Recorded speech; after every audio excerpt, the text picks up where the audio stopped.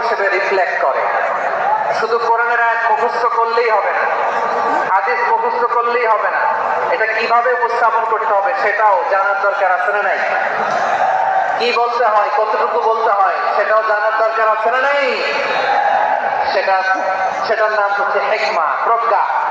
এই প্রজ্ঞার সাথে বিচক্ষণতার সাথে আমাদেরকে দাওয়াতি কাজ করতে হবে।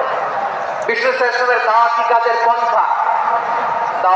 পন্থা দুই একটা শেয়ার করে আলোচনার ইতি টানবো ইনশাআল্লাহ। হ্যাঁ, পেয়েছি, আর হাত দেখানো লাগবে না, বসো।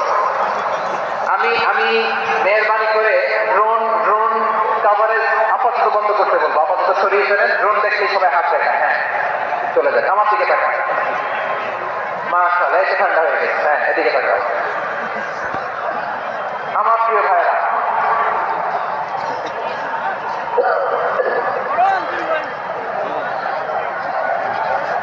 দাওয়াতি কাজ কিভাবে করতে হবে এদিকে তাকান।